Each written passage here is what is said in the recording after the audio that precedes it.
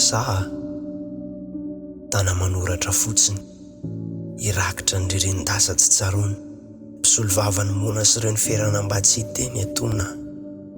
Tiako ny milaza fa fery ray hitambarana fo samy fenolatra, fa za fotsiny manoratra takilay ohatra nalaina ny tsatotsatoka tany an-tsekoly. Fa nasany matsapa ory, tanana sy tongotra angoly samy mpiandakana miandro rano tony fa misolo vava ihany a. Solo tena nisoroka ny aran'ny lanja fa tena mamesatra ny ady fanahy ny fiarovana sary ety ivelany. Nikotrika todina alahelo bona fa efa mitsiry ty ny elany ka hita be ihany fa sarotra zoniny. Miandro fiboakana sarim-bolany fa efa mihoatra ny fefy ny ranona feny tsy voky ny maso. Reraka ihany lay kiadina joro ny bika ho mafy fa maty.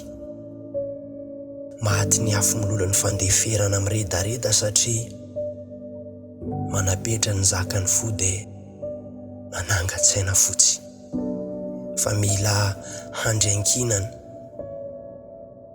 Lany solika ny fiaranga rain'ny ampy fa tsy vita tsaina miabo ny trangan-java-misy. Indro fandifo ny eritsaino maly. Ka raha afaka mamaly ny tokony hiteny dia tia solo tena ny fikambananay mpiatsara velatsy.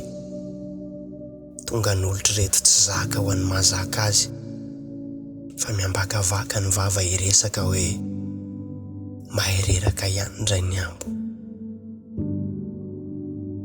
Yeah.